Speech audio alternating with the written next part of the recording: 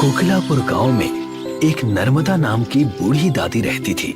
नर्मदा को उसके बेटे और बहू ने अपने पोते रिंकू के साथ गांव में छोड़ दिया था। 1 वर्ष बीत गया था और नर्मदा के पास अब घर में कुछ भी खाने के लिए नहीं बचा था। एक दिन की बात है जब नर्मदा रिंकू के साथ निर्मला के पास कुछ खाने के लिए मांगने जाती है। अरे निर्मला, अरे ओ निर्मला, सुनती हो? क्या है सुबह सुबह? क्षमा करना बहन, पर लल्ला बहुत भूखा है। अगर कुछ खाना बनाया हो तो बस लल्ला के हिस्से का दे दो। गांव बसा नहीं भिखारी पहले ही आ गए।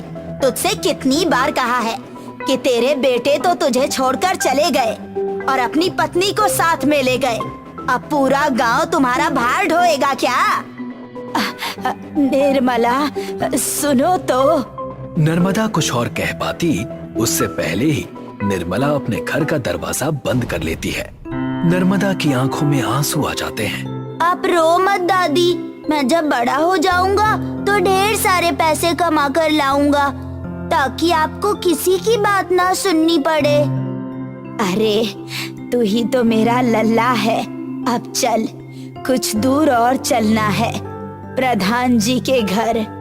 नर्मदा और रिंकू प्रधान के घर की तरफ चले जाते हैं। प्रधान घर के बाहर खटिए पर बैठा था। प्रणाम माताजी। खुश रहो भोलू, मेरा मतलब है प्रधान जी। अरे माँ, मैं तो आपका भोलू ही हूँ। क्या आज्ञा है ये बताइए। तुम्हें देखती हूँ तो मुझे अपने बेटे की याद आ जाती है। बेटा ही समझिए, और बताइए कि मैं क्या कर सकता हूँ आपके लिए। तुम तो जानते ही हो, मेरा बेटा सारी जमीन बेचकर चला गया और अब हालात ऐसे आ गए हैं कि घर में अन्न का एक दाना भी नहीं है। निर्मला ने भी सहायता करने से मना कर दिया, इसीलिए मैं यहाँ चली आई। लल्ला को भूख लगी है, तुम इसके लिए कुछ भोजन दे दो। ये भी कोई कहने की बात हुई माँ। आप जब चाहे मुझसे खाना ले जाएं और बाकी का राशन अब से मैं आपको भिजवा दूंगा, ठीक है? बहुत बहुत आभार। मैं सोच रही हूँ कि जो राशन तुम दोगे उससे दाल मखनी का ठेला लगा लूं, ताकि तुम पर बोझ ना बनूं हर महीने। आप निश्चिंत रहिए माँ, मैं कल ही सारी व्यवस्था करके आपके घर पहुँचा दूंगा। प्रधान नर्मदा को डब्बे में खाना लाकर देता है। नर्मदा और रिंकू अपने घर की ओर रवाना हो जाते हैं। ले लल्ला, अच्छे से खा। अब जब प्रधान जी राशन भेजेंगे तो तेरी दादी बढ़िया सी दाल मखनी की दुकान खोलेगी और जब खूब दाल मखनी बिक जाएगी तो तेरे लिए कपड़े और खिलौने भी ले आएगी। हाँ दादी, खूब सारे खिलौने। और दादी, मुझे किताबें भी चाहिए, तभी तो अफसर बनूंगा ना और पैसे कमाऊंगा। बड़ी मीठी मीठी बातें करता है तू लल्ला। तुझे देखकर सारा दुख अपने आप खत्म हो जाता है। दादी। हाँ लल्ला, बोल, क्या बात हो गई? मैं तो कुछ और कह रहा था। अच्छा बता, मैं भी तो सुनूं। दादी, मैं बाहर नदी के पास उस मिट्टी से खेलूंगा तो गंदा हो जाऊंगा, इसीलिए सोचा कि आपसे पूछ लूं। अच्छा तो ये बात है। जा खेल ले, लेकिन घर जल्दी लौट आना और नदी में मत जाना। बस बस दादी, मैं समझ गया। नदी में नहीं जाना, शैतानी मत करना और मिट्टी मत खाना, ठीक है दादी? अच्छा जा, अब बहुत बातें करता है। नर्मदा के घर से कुछ ही दूर एक छोटी नदी थी। रिंकू नदी किनारे मिट्टी से खेल रहा था। तभी वहाँ एक व्यक्ति जो दिखने में काफी दिव्य था, उसे मिट्टी खाता देख उसके पास आ जाता है। अरे पुत्र, ये मिट्टी क्यों खा रहे हो? आप भी तो खाइए ना मामा जी, बहुत ही स्वादिष्ट लग रहा है। एक ही पल में अपना भी कर लिया तुमने हमें। सही कहते हैं कि बच्चे बड़े अनमोल होते हैं। लाओ, जब मामा कह ही दिया है तो थोड़ी चख लेता हूँ। ये लो मामा जी। रिंकू के हाथ से दी हुई मिट्टी देवता भी चखते हैं। उसे चख कर वो बड़े ही प्रसन्न नजर आते हैं। वाह भाई, क्या स्वादिष्ट व्यंजन है। कहा था ना मामा जी। रिंकू अपने हाथ आगे करता है और आंखें बंद करके मुस्कुराता है। ये क्या है भांजे, मामा से कुछ कहना चाहते हो? अरे आप समझे नहीं, मेरी दादी कहती है कि एक भांजे को खिलाना सब ब्राह्मणों को खिलाने जैसा है। तब तो मामा जी आप मेरे ऋणी हो जाएंगे, इसीलिए मुझे भी खिला दीजिए और ये ऋण उतार दीजिए। अच्छा, मामा को अच्छा फंसाया है तुमने, पर मिट्टी नहीं, मैं तुम्हें कुछ और देता हूँ। देवता ने अपने हाथ खोले और उसमें से एक हीरे का जादुई चम्मच निकला, जो उन्होंने रिंकू को दे दिया। तभी दूर से नर्मदा की आवाज आती है। रिंकू! अरे भागो भागो, दादी आ गई मामा जी। अगर उन्होंने देख लिया ना तो मिट्टी खाने के लिए डांटेंगी। अच्छा ठीक है ठीक है, अब मैं चलता हूँ भांजे। वो देवता ये कहकर वहाँ से गायब हो गए। तभी नर्मदा वहाँ पहुँच गई। अरे लल्ला, तुझे मना किया था ना कि मिट्टी मत खाना, पर तनिक भी बात नहीं मानता। अरे दादी सुनो तो, मैंने मिट्टी नहीं खाई, वो तो एक मामा जी मिल गए थे, उन्होंने खिला दी। इस चम्मच पे लगी है, आप भी जरा चख लीजिए। क्या अब तो झूठ भी बोलने लगा है? तभी नर्मदा की नजर उस जादुई हीरो के चम्मच पर गई। अरे ये तो हीरे से बना है, कौन दे गया तुझे ये? आपको पसंद आई तो आप रख लीजिए दादी, बस मुझे डांटिए मत। सब गुण है ना तुझ में, अपनी मीठी मीठी बातों में उलझा लेता है और हर बार बच जाता है। पर आज नहीं छोड़ूंगी तुझे, चल घर। एक दिन बीत जाता है और प्रधान नर्मदा के घर राशन और ठेले का सामान लेकर आता है। हाँ माँ, ये रहा सारा सामान। तुम्हारा बहुत आभार रहा भोलू। अरे माँ, फिर वही बात, आभार कैसा? मैं तो बस वही कर रहा हूँ जो मेरा फर्ज बनता है। यही तो अच्छाई है बेटा तुम में। मैं सोच रही थी कि ये दाल मखनी बेचकर धीरे धीरे ये पैसे भी लौटा दूंगी। आप ना लौटाएं तो भी चलेगा, और मुझे पैसे लौटाने का ना सोचें, बस वो करती जाएं, बाकी सब मैं देख लूंगा। अच्छा बेटा, ठीक है। नर्मदा ने दाल मखनी बनाई और अपना ठेला चालू कर दिया। उसकी सुगंध आते ही रिंकू वहाँ अपना चम्मच लेकर खड़ा हो गया और साथ ही साथ प्रधान भी। दादी, मुझे भी दाल मखनी। रुक जा लल्ला, तुझे भी खिला दूंगी, वरना तू सब अपने सिर पर उठा लेगा। माँ मुझे भी दे दो, मैं भी चखना चाहता हूँ, और लाओ मैं रिंकू को भी खिला दूंगा। ठीक है भोलू बेटा, अभी लाई। नर्मदा तुरंत प्रधान को दाल मखनी देती है। प्रधान अपने हाथों से रिंकू को खिलाता है। प्रधान जी, बहुत स्वाद है ना दादी के खाने में? हाँ रिंकू, बड़ा ही स्वादिष्ट बना है ये, लो और खाओ। मैं भी आपको खिलाता हूँ। रिंकू अपने हीरे के चम्मच से जैसे ही प्रधान को खिलाता है, प्रधान चकित रह जाता है। क्या हुआ भोलू, कहीं तीखी तो नहीं है ना? नहीं माँ, ये हीरे का चम्मच जब इससे मुझे रिंकू ने खिलाया तो मानो इसका स्वाद 100 गुना बढ़ गया। इतना स्वादिष्ट भोजन मानो देवलोक का भोजन हो। अच्छा, क्या सच में? और ये असली हीरे हैं? 100% असली है माँ, और उससे ज्यादा असली ये चमत्कार है। रिंकू, दादी को भी खिलाओ। नर्मदा जैसे ही उसे चखती है, उसे एक ऐसा स्वाद आता है जैसे उसने अपने पूरे जीवन में ऐसा स्वाद कभी चखा ही ना हो। हाँ भोलू, सही कहते हो। मैं ऐसा करती हूँ कि इसी चम्मच का इस्तेमाल अपने भोजन को चलाने में कर देती हूँ, तो सबको एक बेहतरीन भोजन मिलेगा। अरे माँ, भोलू नाम मेरा है और सबसे भोली आप हैं। मैं समझी नहीं भोलू। इंसान के मन में सबसे पहले ये आता है कि हीरे हैं तो इसे बेच दें और पैसे कमा ले, पर आप तो सबको इस स्वाद का अनुभव कराना चाहती हैं। ये देखकर अब भोजन और बढ़िया लगने लगा। तभी वहाँ पिंटू आता है और कहता है, अरे भाई, कैसी बढ़िया सुगंध है, लाओ मुझे भी खिलाओ दादी। बस अभी लाई। नर्मदा उस चम्मच को पूरे खाने में चला देती है और पिंटू को एक दाल मखनी देती है।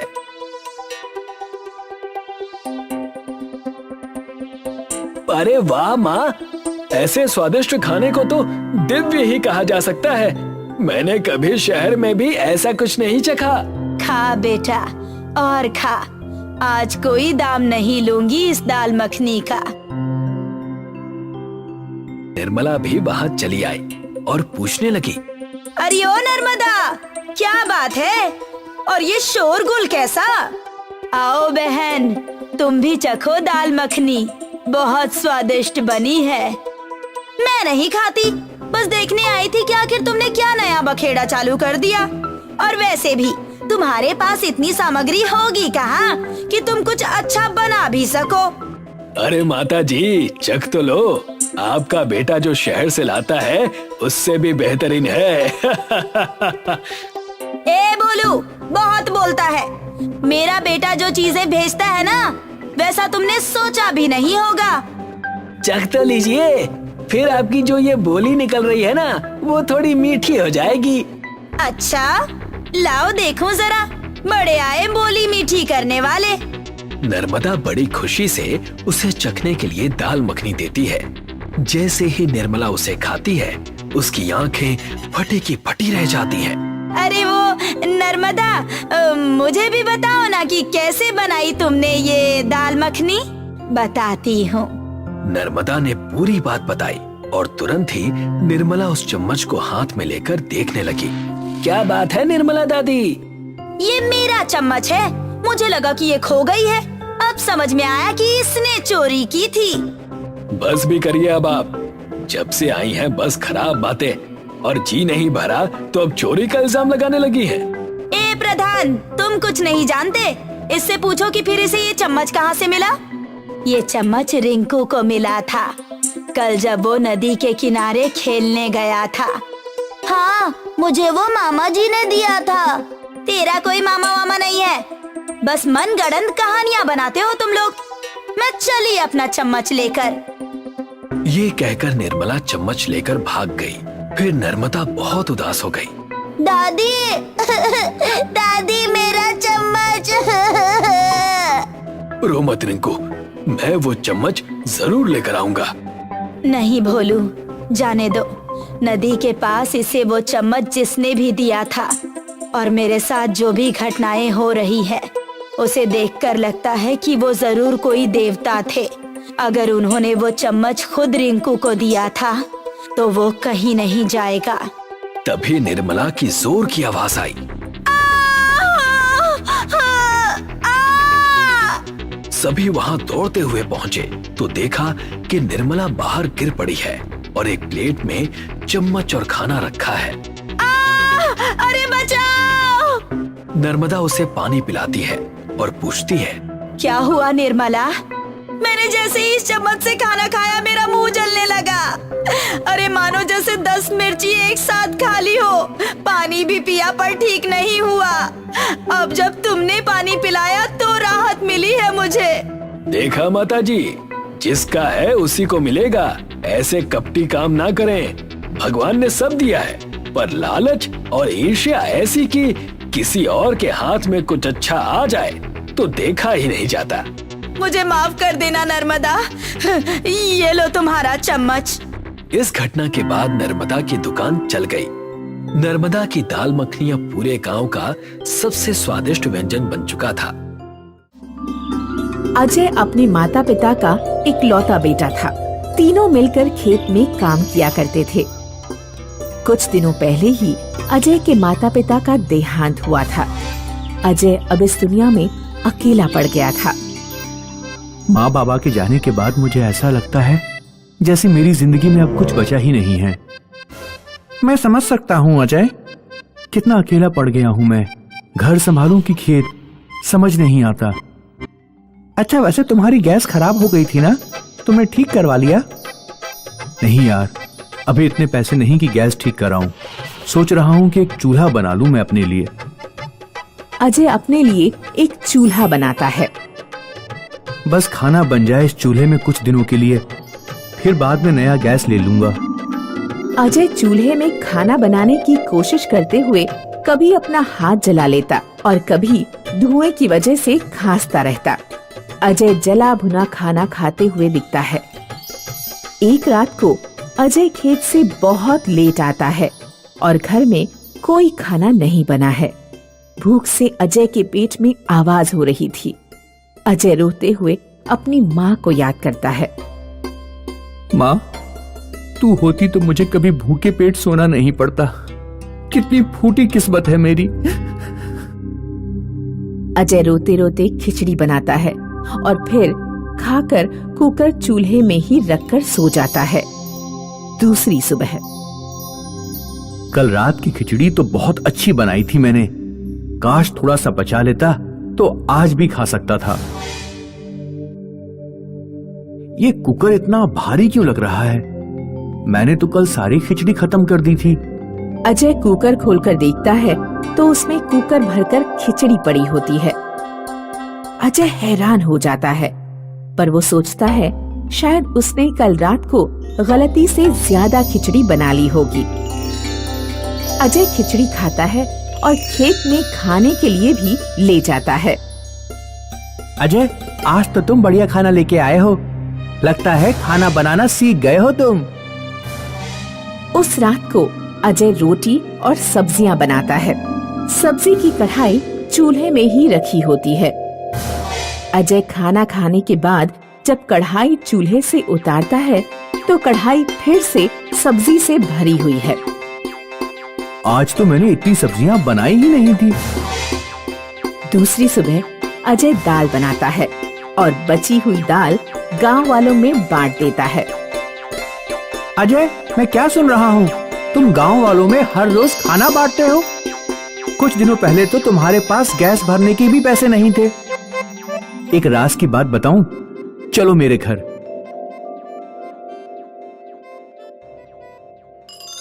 देखो, ये मेरा जादुई चूल्हा है। इसमें जब तुम खाना बनाओ तो बर्तन में खाना खत्म ही नहीं होता। तुम चूल्हे से बर्तन उतार दोगे तभी जाके खत्म होता है खाना। ये तो बहुत अच्छी बात है, पर तुम गांव वालों को फ्री में खाना क्यों दे रहे हो? तुम इसके पैसे चार्ज कर सकते हो। माला माल बन जाओगे तुम। नहीं जय, मुझे माला माल नहीं बनना। इस चूल्हे ने मेरे बहुत बुरे वक्त में मेरी मदद की है।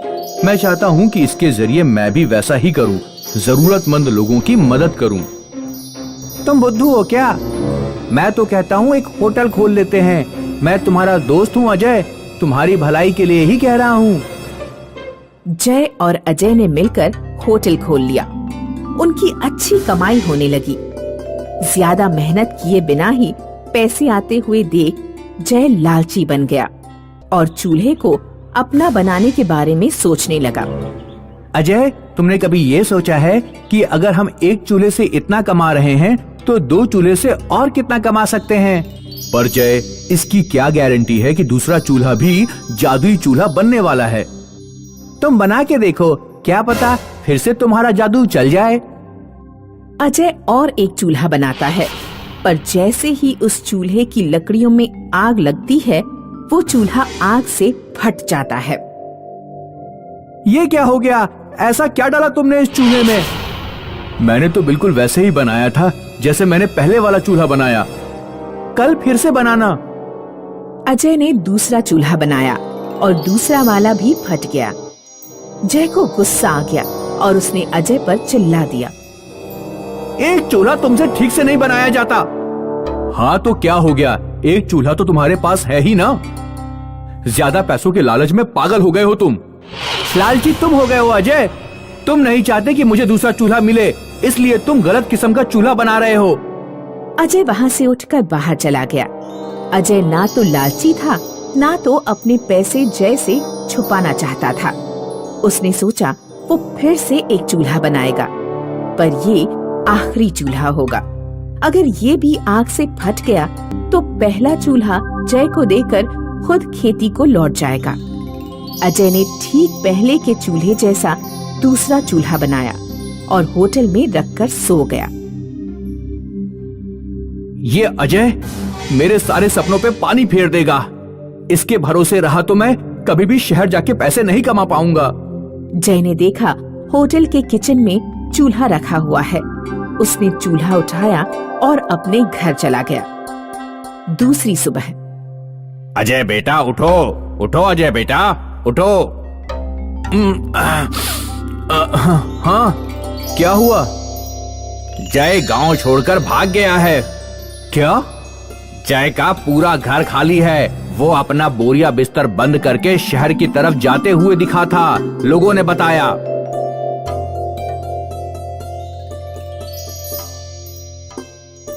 बेटा सदमा बर्दाश्त नहीं हो रहा है क्या? नहीं काका, मैं तो जय की किस्मत पे हंस रहा हूं। वो क्यों? उस बेचारे ने सोचा होगा कि जादुई चूल्हा चुरा के शहर में बहुत सारे पैसे कमाएगा, पर जादुई चूल्हा तो मैं कल रात अपने घर ले गया था, उसको देखकर दूसरा चूल्हा बनाने के लिए। वो बेचारा नया चूल्हा लेकर चला गया। अब पता नहीं उसमें कोई जादू होगा भी या नहीं होगा। उधर जय शहर में एक दुकान खोलता है, बड़े बड़े बैनर बनाता है होटल के लिए और खुशी खुशी पूरे विश्वास से सब्जी बनाने की तैयारी में चूल्हे की लकड़ियों को आग लगाने की कोशिश करता है। पहले के सारे चूल्हों की तरह ये चूल्हा भी आग लगते ही फट जाता है। जय चूल्हे को और अपनी फूटी किस्मत को देखकर सर पकड़कर रोने लगता है।